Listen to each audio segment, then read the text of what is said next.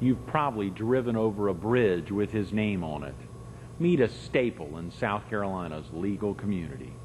Coming up next on Carolina People.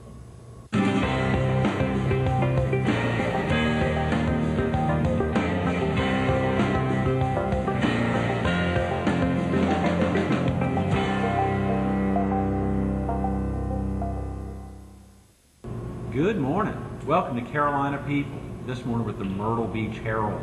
We're focused on public service, and we're visiting with the former Chief Justice of the state of South Carolina, David Harwell. Good morning. Thank you very much. Chief Enjoyed Justice being with Harwell, you. great being with you this morning. It's really a treat to get you in. You know, it was almost 3 years ago you were with us at our Florence studio. Yes. You and Ed Young that week. It was such an exciting week.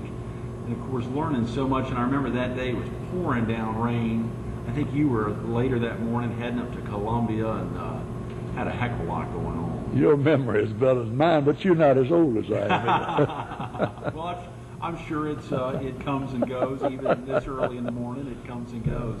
And I remember early that morning driving over for the interview and passing earlier in the morning the David Walker Harwell Bridge there as I head into Florence County. What's that like for you now when you head up there, pass over a bridge with your name on it? Oh, I have a lot of fun with that. People meet me and they say, "You have a bridge named for you?" And I said, "Yes." And it's a toll bridge, and if you didn't put $1 in the box, you owe me $1, you know. So I have a lot of fun with it. You get some money off of that? No, I don't get any money out of it. Sure. That must be, and that's not too far from where you grew up. That's right. I grew up about 3 miles from there, and when I was a circuit judge, the 12th Circuit was composed of Florence and Marion counties, and that's the Marion-Florence County line, the PD River there. And in recognition of my years of public service, the legislature and the highway department named that bridge for me, and I'm very grateful for it. It's nice. And you probably spent a heck of a lot of time traveling over that bridge. Many days, many nights I've traveled that bridge, you're right. Almost do it with your eyes closed, Yeah. I'm sure. Do you still have family in the PD? I have a lot of family in the PD. I have some brothers there. I have Jimmy, who's a local magistrate there in Florence. And then my brother Hicks, who is a circuit judge in Florence. And I have a son, Brian, who is a Bush appointment to the federal branch. He's the United States District Court judge there in Florence. So I started a bad tradition of judges in the Harwell family. But yes, they are all there in Florence. And then I have Brian's 2 children, 2 grandchildren there. So yeah, I have a lot of friends and family in Florence. I'm sure you still get up there often. About once a week. Is that right? I go by the farm and piddle around there and stop by and visit with Brian or Hicks or Jimmy. And yeah, I try to get by there. It's only about an hour and 15-minute drive from Myrtle Beach, you know, and so I enjoy it. I have the best of both worlds, living at Myrtle Beach and playing a little golf, still doing a lot of legal stuff, and still going by the farm and visiting with family. And I have one son that lives down here at the beach. That's a lawyer down here, and that's Baxter Harwell. So I have 2 more grandchildren down here, so I've got the best of both worlds. Yes, you do. Are these all boys? Now you've got the grandchildren who are all boys as well? No, I have 1 granddaughter and 3 grandsons. So 2 sons and 3 grandsons. Yeah. Son of a gun. Not bad. Yeah, no, not bad at all. You folks have followed in the legal profession as well as followed in having boys. Yeah, well, and the good thing about the grandchildren is they're all old enough now where you don't have to change diapers or anything like that. So my wife enjoys that part of it. And so we enjoy them. Yeah. What's that like having grandchildren, David? You get active with them. You do get to see them a lot. Yeah, and you know, they all play in their little league ball, and you know, I try to go to as many games. And Carson, who lives down here, he's quite a swimmer, and he's at Pepper Gettings about every day, participating in swimming events, and he's a good little swimmer too. So, yeah, I stay as occupied as I want to stay. Now, I don't try to make all of their events; they'd wear me down. Oh yeah, that would. Well, what was that like growing up on a farm? Were you actually out in the field, or was that you were? Oh yes, I was out in the field. I was born. I'm a Depression child. I was born in '32. That tells you how old I am. So that was in the depth of the Depression, and lived on a farm. No one had a lot during those days, you know, but we had our gardens, and we had our crops, and it was expected after school and before school you participated in the agricultural activities of the farm, you know, whether it was harvesting crops or plowing or whatever it might be. And most everything then was done manually, you know, and with horses or mules. Wasn't any such thing as homogenized or pasteurized milk. You milked the cow and strained it with a cloth strainer and drank the raw milk. It was a lot different then than it is today. You remember it, though, vividly. You used two key phrases, after school and before school. Oh, yes. I mean, well, before school, the cows had to be milked in the morning, and you had to milk them at night, too. Cows have to be milked. Milk cows have to be milked twice a day. Golly. That must have been active. And we sort of rotated it around. See, I'm one of 6 children. I'm next to the oldest. And so I played ball in school, football and baseball. And so in the afternoons, I had usually some sort of baseball or football practice to go to. And so I would milk in the morning, and my brothers would milk in the afternoons, or vice versa, just depending on what was going on in school.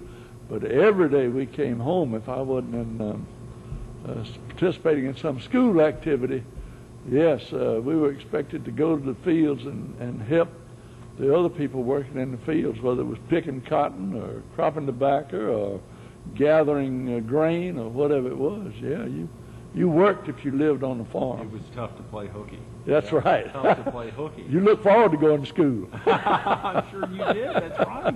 You know, whether it's playing sports or not, of course, I guess so many of your classmates or friends were in a similar setting. They were virtually all in an agricultural setting. Well, you know, except those that lived in the city of Florence. Sure. You know, they were the drugstore cowboys. Probably got some ribbon for that.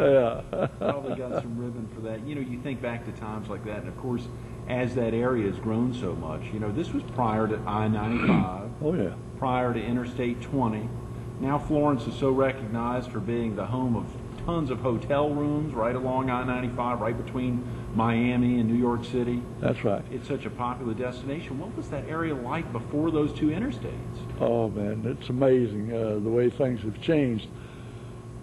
Oh, back in the 50s, 40s and 50s, you had US 301. That was the main route from Maine to Miami. All the tourists traveled 301. Well, it went right through downtown Florence, just as it went through all the other little towns along the way from the north to the south. And so they had the little mom and pop motels, but you didn't have near the transportation then that you have today. And you know, today you have I-20 and I-95, and they're talking about building I-73 and getting funding for that project. And at every interchange now, you know, you just have all kinds of motels and hotels. I think I read somewhere the interchange at I-95 and US 52, which is the road from Florence to Darlington, they have more hotel rooms there than anywhere on I-95 from Maine to Miami. There are more hotel and motel rooms on that interchange than anywhere else on the entire I-95 interstate system. You are kidding. Yeah. I mean, that's amazing what they have over there now. Of course, they have the airport there, and they've had at the time, they had the Atlantic Coastline Railway. It was a big railroad center back during those days. That was the prime employer in Florence back during those days. And now, you know, it still goes through Florence. It's no longer the Atlantic Coastline Railroad today, but it still goes through. The Amtrak goes through there, and they have freight that goes through there, but they don't have the locomotive repair that they had then.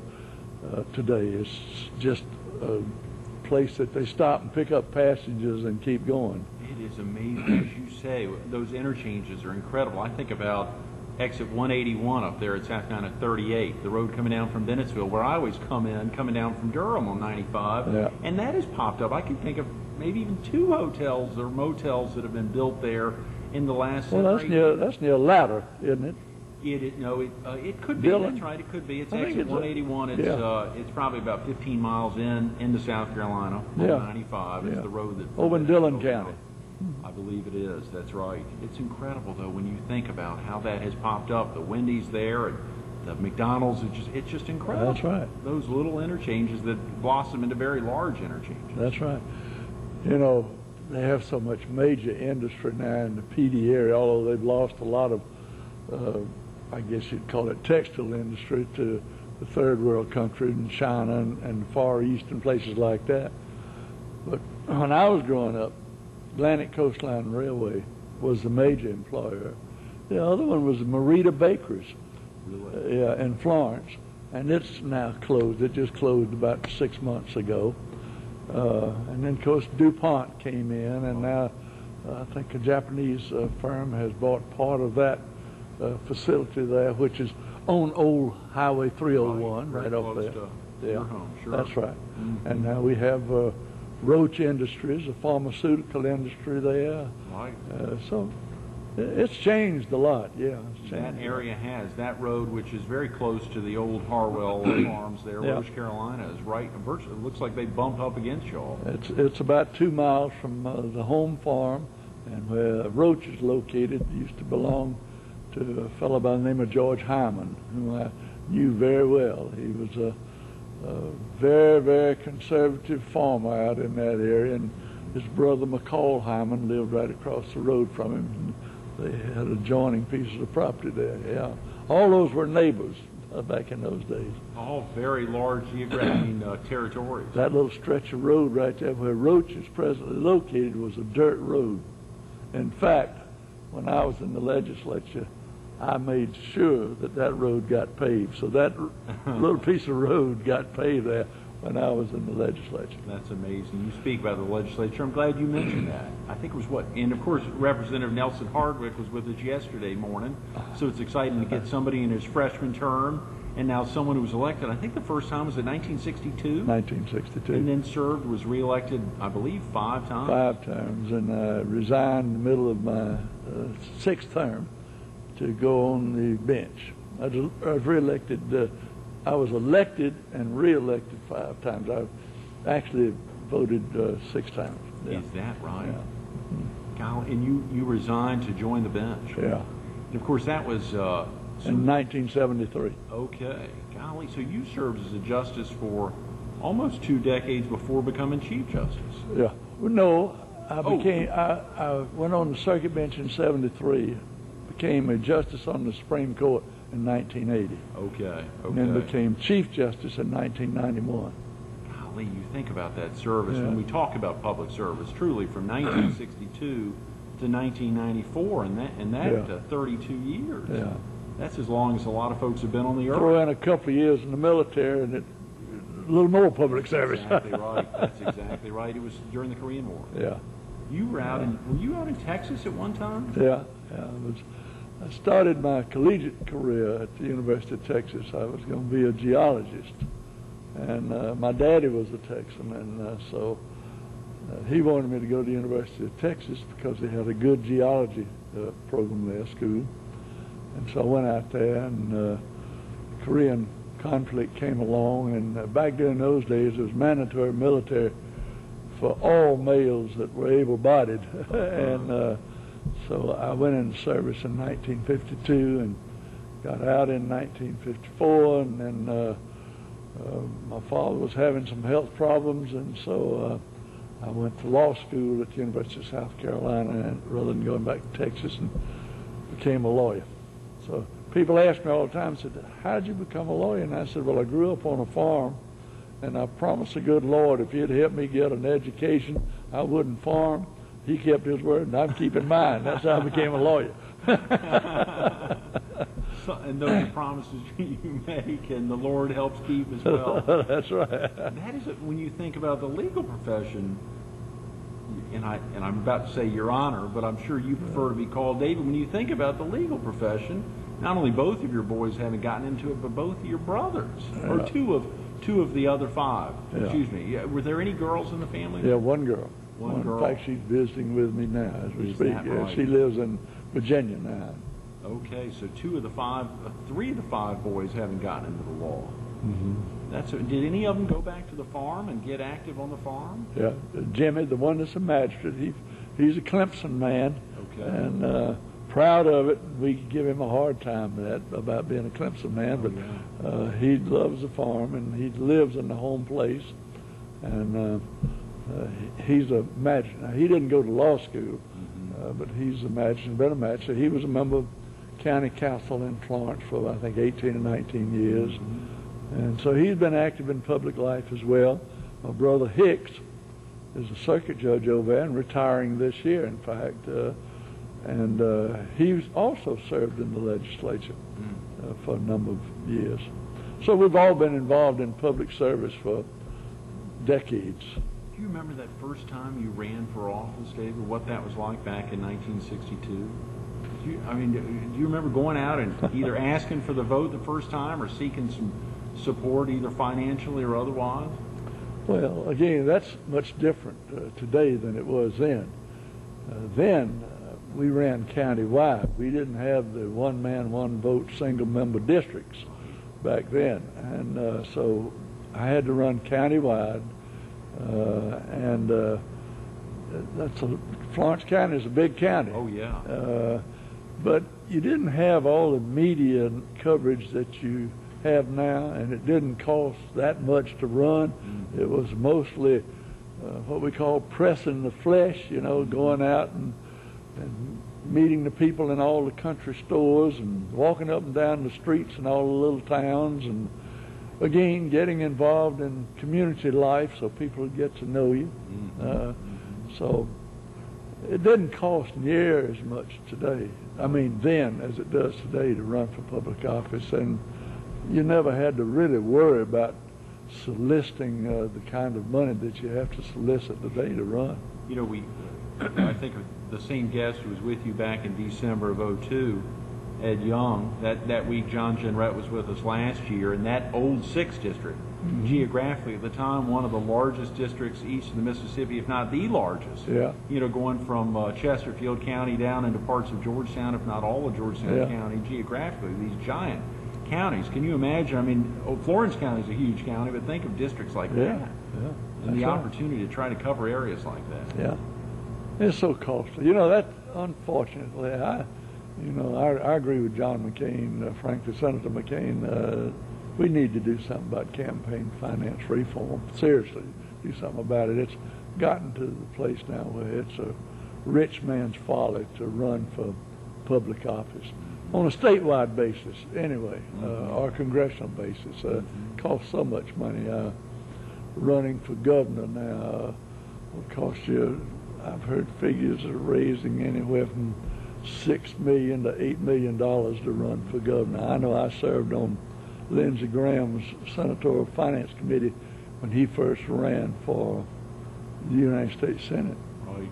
And we raised $6 million. That's a lot of money, That's incredible. Yeah. And for somebody to get out there and have to beg for financial support and help to make these races, there's a lot of talk going on now about gubernatorial races, and that Sanford already has $3.5 million in his campaign coffers, and Frank Willis, the mayor of Florence, is running, and Senator Tom Wolf, Macon, are running on the Democratic ticket. They got campaign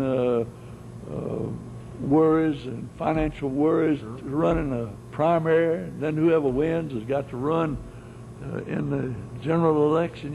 It's just becoming prohibitive to run for public office. Sanford points out it was $20 million spent back in taking over Governor Hodges back then. I mean, a heck of a lot of money That's back right. then to think about that. Or you think about instances like John Corzine and others in New Jersey spending $50 or $60 million of his own money to go out and run for office. That becomes, as you say, not only very prohibitive, but very scary to even contemplate. Right. I mean, Steve Forbes, you remember, ran for president, you know, very wealthy individual, and he can finance his own campaign, you know.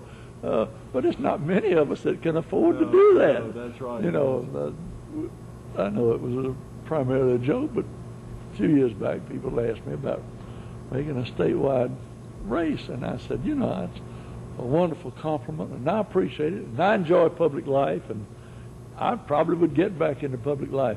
But at my age, suppose I ran and I lost and I'm $1 million in debt, I'm not going to live long enough to pay it back. You would, that's right. So, you know, it prohibits a lot of people from providing and committing to public service because they just can't afford the financial sacrifice that it takes to run for public office now. You're exactly right. Yeah. You're not going to believe it. We are running low on time, and I want there's so many things we want to get into. Let's get into. You talked about if you ran or $1 million in the hole, it would be tough getting out. You are doing something now. You're still active at Nelson Mullins, Riley and Scarborough, the law firm. Am I correct doing? I've even seen mediation, arbitration, alternative dispute resolution. For viewers who may not understand those differences, what are some of the basic differences there, and how has that kept you active? Kept me very active. I do a lot of mediations and I do a lot of arbitrations. Most of the arbitrations I do with panels, former judges from different places. I'm involved in a big one now involving financial transaction involving major companies with a former judge friend of mine from Georgia and one from North Carolina. And it's been ongoing now for about 6 months, and we will work on that some more this fall and hopefully conclude that one. But I've recently done some mediations involving this area of the state that you'll probably read about here shortly. Yeah. Can't talk about them, but we do. Can't talk about them. Right, yes. But anyway, the difference is arbitration is I sort of put the robe back on and I listen to the evidence and listen to the testimony, and I apply the law that I think should be applied, and I'll arbitrarily make a decision. In the mediation, I work with the parties on both sides of the dispute and help them reach a decision. They are the ones that really make the decision to settle the dispute, but I help them by bringing to the table my background, my legal expertise, if I have any, my knowledge of what can happen to them in the courthouse. And most business people now would like to settle their disputes out of the courthouse if they could do it. You know, you read about all these things that happen now with juries and things like that, and they prefer, if they can live with a resolution outside of it, the courthouse, they prefer to do that. It's just a good business decision, and so it's been very successful. It has freed up a lot of our judicial resources to allow those judicial resources to do the things that they need to do in criminal court and other areas of the judiciary without getting bogged down in long, lengthy trials. Still backed up for years backed up. Yeah. Mediation and arbitration is then binding. Once the settlement is reached, if they agree to the settlement, it's binding. Yes, it's enforceable. Yes, enforceable as a decision of the court. I mean, right. That's fantastic. So surely an avenue a lot of folks need to think about or look into. Most people prefer it, and it is right now in federal court. Before the judges will give you a scheduling order, they require that you go to mediation to see if it can be resolved without getting the judges and the juries involved in it. In several of the areas of South Carolina, the larger areas, it's mandatory that you try to utilize some form of ADR. That's called alternative dispute resolution. Right. Before you try the case, and it's very successful. It's working. It's the only tool available to help the court system alleviate some of its crowded dockets. Dave, I was thinking of one last thing. As we, and I hate that we've run out of time. Time is flying, but that aspect of when you were a justice and thinking about capital punishment. So many folks wonder what that's like, being somebody who who really has something to do with the ending someone's life. Well, it's a tough decision. I tried capital cases as a trial judge. I wrote opinions as a member of the Supreme Court regarding capital cases, and they're a very tough case. Without exception, all of them are tough cases, and judges take that responsibility very, very seriously. At least I did. And I tried to cross every T and dot every I and do what I thought the law required that I do in each individual case. Pastor David, if you weren't currently mediating or doing arbitration for Nelson Mullins, what do you think you'd be doing? Have you ever thought about that? Oh, well, you know, I like life. I like people. I like to go hunting, and I like to play golf, and I like talking to people like you that are knowledgeable. I speak to a lot of groups. I'm speaking next week, I think it is, to the State Association of CPAs about arbitration and mediation. So I try to, you know, spread the word about what I think needs to be done to improve society. And the more knowledgeable we all are about things that are going on, the better society is. And so I find ways to keep myself busy. Absolutely, whether you're working or not. Thanks so much for being with us this morning. Oh, I enjoyed it very much. Absolutely. Thank you. Stay tuned to more Carolina People with former Chief Justice David Harwell coming up next.